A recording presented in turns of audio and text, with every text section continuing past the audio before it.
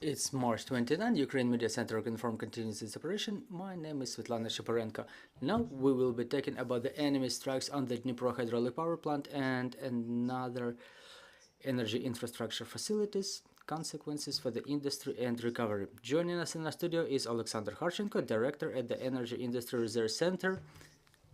Good afternoon, Mr. Oleksandr. Good afternoon. This night, the enemy inflicted more strikes on Ukrainian energy infrastructure in western and central regions. What do we know for the time being? You know, the situation looks as follows. They have no success in the front lines and they want to compensate it with their strikes on civilian infrastructure.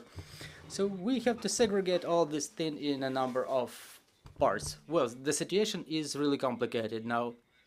There are restrictions on power supply in a number of regions, and power supply in the left bank of Ukraine is generally very fragile. There were a lot of strikes on aerial lines, generation facilities, and energy transportation facilities, and there is a number of tricks around this situation. First, the strikes on the aerial lines are very sensitive, but on the other hand, the preparations over there are better. So Ukrenergo, who is responsible for aerial lines, they have reserve of equipment and a flow of equipment, so to say, that keeps coming. As it was found out, they have better system of protection, including physical protection, and the consumption is being recovered pretty quickly. So basically all of the consumers who were affected by the strikes on the 22nd, 23rd of March are, for them, the power supply is reestablished already, and there is the steady process of reestablishment of power supply in other regions such as Kharkiv, Odessa regions, and around the city of Kryvyi Rih, who were affected the most. This is why I'm sure that the aerial lines are more, are in a better situation for the time being. Talking about the generation facilities, that things are bad here. The strikes that were inflicted were serious. Many generation capacities were destroyed. I'm not listing the facilities themselves, that wouldn't be right, but we've lost more than 10% of the generation that was available to us on the 20th of March.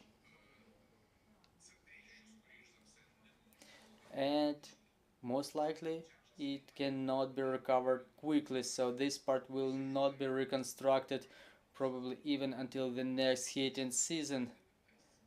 We won't be able to restore the majority of it. So the situation is really complicated and it requires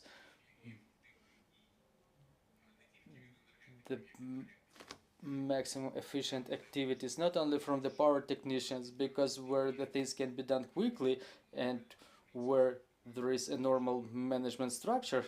I apologize, but again, I'll give you the example of Ukrenergo. The situation is pretty good there. But when there are strikes inflicted with the available reserve on provisions, Ukrenergo, that was also significantly affected by those strikes. They evaluate the situation and they understand what they should do next. Unfortunately, in coal generation, the situation is completely different. I'm not seeing how and at what expense, and it's even difficult to predict the terms within which the coal generation capacities will be restored. Yet another complexity is that one of the reactors, of the nuclear reactors, is under maintenance.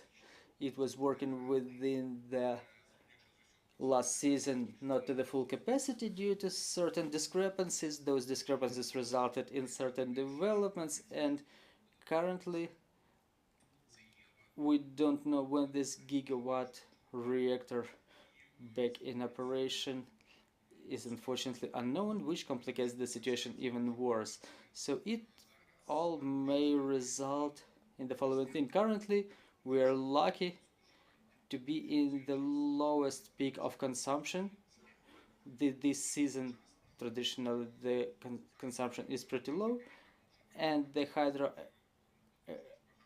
energy facilities that can continue operating, they continue operating. There's a lot of water now, but unfortunately the situation will change in summer. We expect the summer consumption peak to fall on the second half of July, August, and even given the conditions of the maximum import, it's difficult to predict to what extent the deficit will retain in the system. And talking about the following heating season, it requires very quick reaction and preparation to the next heating season, because if we don't compensate those existing losses, at least in part, to cover the winter consumption, we will have too little generation. The generation will not be enough. This is the situation, in my opinion, for the time being.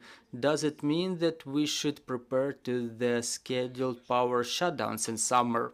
Well, unfortunately, we have power shutdowns now, and I think that, yes, we have to get prepared. Ukrainians have to keep this knowledge with them. I'm not joking. I've checked my generator fuel reserves. Just remember, where are your power banks, are they charged, and be ready to the restrictions in consumption to be imposed. You know, just as you've said this, the power bank prices started growing everywhere.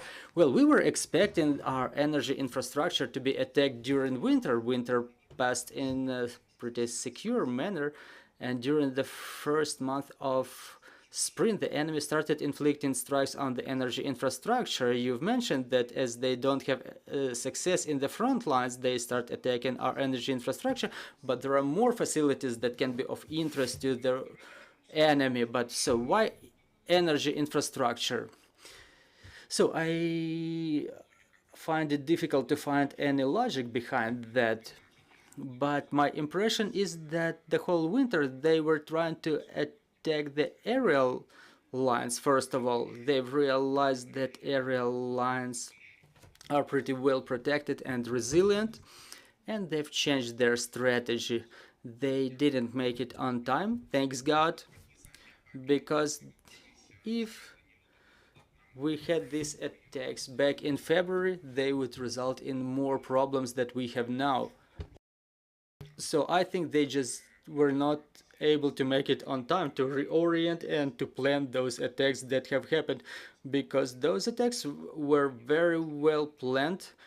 They were planned with involvement of Moscow intelligence and Moscow power technicians, because there were a lot of strikes on the facilities that were being repaired. The protection was removed due to the repair works. There was a very diligent analysis of targets. The strategy of strikes has changed. They forward more rockets and drones at one single facility. That complicates the work of air defense where it's present, and that's yet another challenge that we have to cope with. So why didn't they do it earlier? Honestly, well, thanks God that they didn't make it on time, and that's enough for me. Well, talking about the compensation of generation, so what is the amount of energy that we import from our Western partners, and has the work resumed as to the additional support by the Western partners to support our power grid?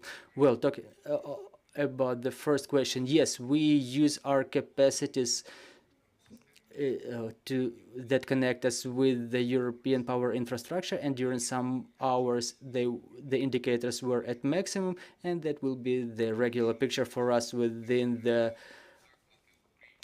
short-term period. Well, there are more urges from the Ukrainian side. The diplomatic work has intensified too, but the problem is that we're discussing the long-term things here. Generation is not something that can be quickly restored within 9 to 10 months. It's just unreal. If the generators are damaged, if the turbines are damaged, when they are being built for 3, 4, 5 years, and to recover what is damaged lightly, it takes months. And I hope that such facilities will come in bigger numbers, because the analysis is still underway where the problems are bigger, where they are smaller, because there is like only a basic evaluation going on of the consequences of today's strikes. So we still have to understand what can and cannot be done. And the donors, they are no magicians. They cannot get us the equipment just out of thin air. Even if all of the decisions will be taken with regard to the financial support, it doesn't mean that we will be able to get the equipment quickly, because it has to be manufactured, transported, installed. In fact, we have closed border with Poland, which impedes the transportation of power equipment a lot. That's really a huge problem. I know examples where some important equipment cannot be brought to Ukraine for months. So yes, we have to realize the situation is difficult. Obviously, we're looking for new ways, new routes, but something is already stuck in Poland. There is some part of equipment stuck in Poland, and it's difficult to pull it from there. So in my opinion, the situation is like this. Well, the situation is difficult in Dnipro hydraulic power plant. There are different opinions regarding the recovery terms, the condition of the equipment. So what is your opinion? Well, there were more strikes this night on other hydraulic power plants. That is very unpleasant, but let's spend some time to understand the real picture. I don't want to create any panic or invest any unnecessary optimism in you, but I hope not everything there is so badly destroyed as it may look at first sight. Well, Ukraine was preparing to the strikes on energy infrastructure for the whole year. Ukrenergo was building the 2-level protection systems in generation capacities and other installations. So to what extent did it help to resist these recent strikes by the enemy, and how worse would be the consequences in case there wouldn't be this protection? Well, the first and 2 levels of protection, yes, they do their job. Second level is very efficient in protection. Really, this protection is useful and is right. The whole different thing is that it's only built in aerial networks, or like high voltage networks, and that there are some installations in Kyiv where this protection proved its efficiency. Other generation capacities were not properly protected, unfortunately, and they were not prepared to those strikes. This is why the situation is more difficult there. So once again, the physical protection proved its efficiency. It demonstrated that in all cases, save for the direct strike of the missile, it does its job. There were direct strikes, but they are like single cases. So yes, we have to expand this practice and to cover more energy infrastructure facilities with this protection, and to finalize the works that are ongoing, because building the physical protection, it's not like a matter of 3 weeks. It takes 3 to 6 months. It's like a capital construction.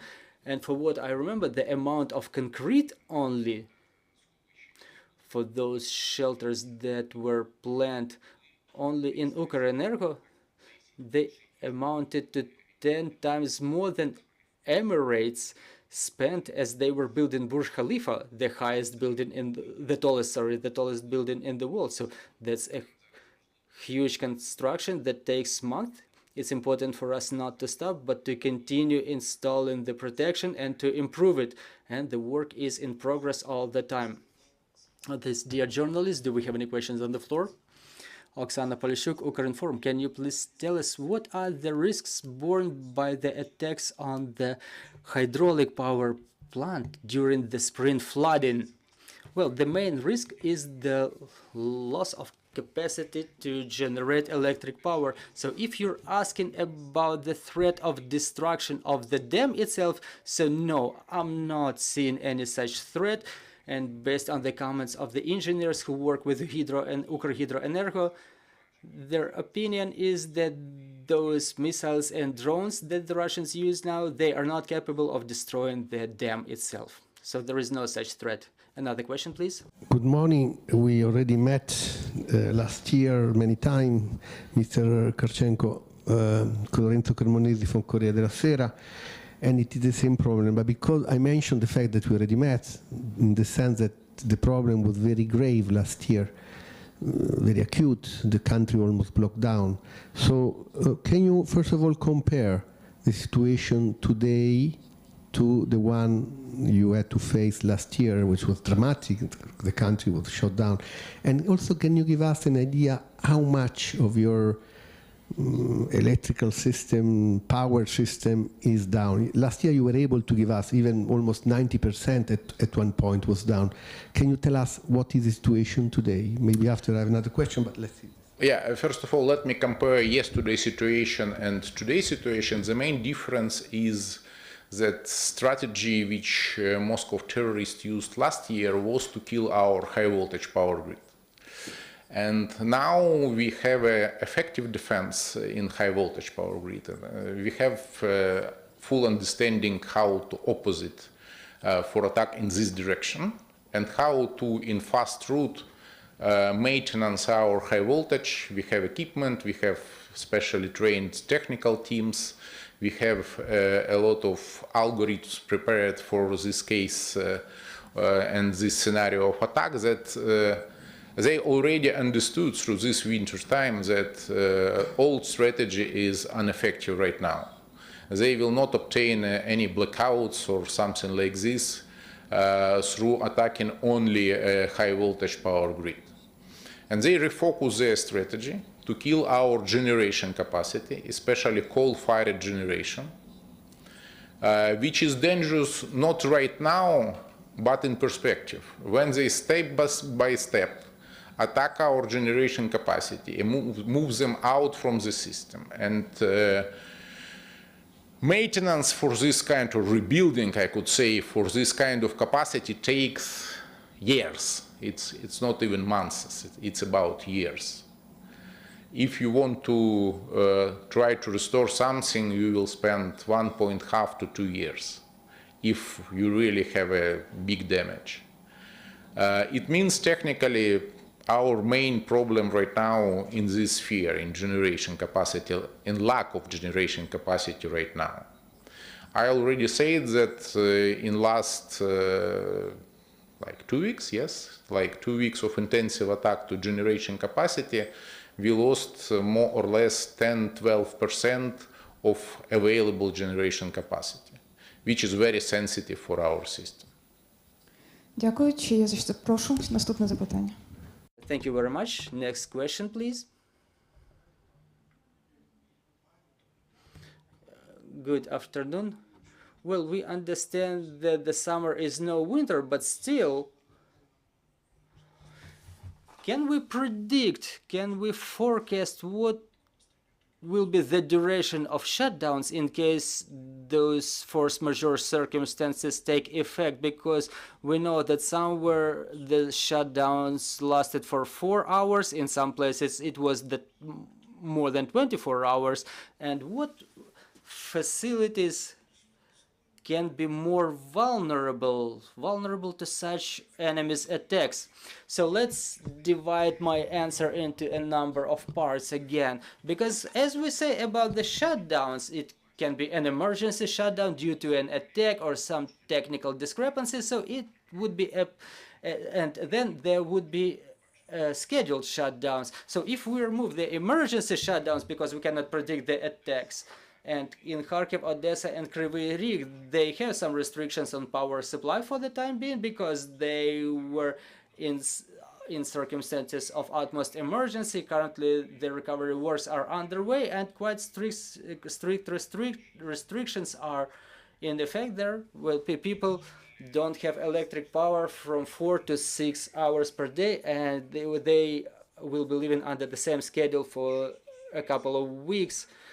But talking about the national scale, we have energy system, our power grid connected to the European partners, and we coordinate the power supply all across regions. Currently, I'm not ready to state anything because currently still evaluation is underway.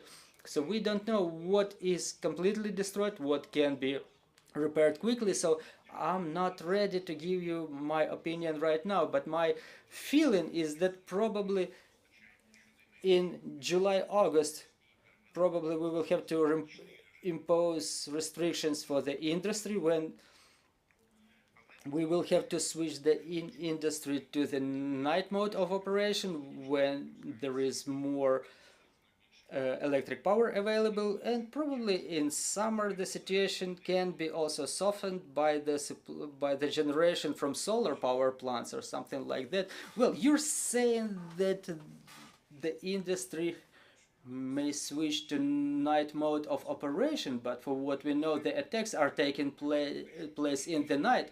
Well, we're not talking about attacks, but we're saying that we have a generation gap in the night. I mean the consumption gap, when we have a lot of available electric power and we can supply it to the consumers. Well, I cannot unfortunately govern the time of the attacks. Well, another question, I was reviewing recently the records of interviews or press conference. There is such a person, Mr. Goncharuk, who visits those dams, and he was visiting the Kyiv dam, and he was saying that back in Soviet times there was a leak and it was somehow repaired in a neglectful manner and it's still leaking. So for Kyiv water reservoir, is there any specific threat for that? Well, watch less Russian propaganda. There is no threat. The direct answer is there is no threat related to the dams in any single Ukr-Hydroenergo facility all along the flow of Dnipro River. Can we expedite the imposition of segregated generation to reduce the consumption? Well, how can I answer this? It's either we can or we cannot. There are only two options here. So, talking about the substance, I don't see any focused efforts of the government on this issue. Another question, please. Clearly, the Russians are interested to also not only to make difficult the life of the Ukrainian citizen, but to attack the industry, military industry, economy in general, industry. Can you tell us what's happening there? You have to also to cut energy to the different industries. What is the impact? Thank you. For sure, it's a big target for them. They try to kill our economy and they try to kill our defense enterprises through cut electricity. And we clearly see that in many cases, attack is very related to industrial regions which produce a lot, both for civil economy and for defense, that they try to do this. How big influence is right now? Not so big. It's still, I could say, minor for this moment. But if we will have more this kind of attack to generation capacity, it could be that many enterprises and many businesses will need to build own generation capacity, or they will be limited in power supply, which is absolutely decrease their production capacity. I remember last year one of the big issues and one of a good way to fix, to try to repair the damage was to have generators. You had huge generators, No, municipal. generators is not a solution in this case. Generators could work in case with small business or very small business, and they are limited in capacity and they are limited in time of work. That usually generator can work for 2-3 hours, and they need some restoration time, and then they can work again. And generation is for sure generators like a diesel generators or oil generator. It's not a solution. Solution has to be industrial scale. It could be gas-fired generation like turbines or gas pistons engines, but it needs a bigger scale solution than just generators. If you have, as example, a small business, you have a bakery, it's already a generator is not your solution. It's too expensive, it's too dirty because it's huge emission. And even your neighborhoods will be unhappy if you do everything with just generators. We need an industrial scale solution, not just small scale. Дякую, пане Олександре. Я нагадаю, що ми говорили про ворожі атаки на енергосистему України, а медіа-центр Thank you very much, Mr. Oleksandr. We were talking about the enemy strikes on power infrastructure, and Ukraine Media Center will be back on air at 1300. We will be talking about the spring sowing campaign and the newest challenges. Thank you.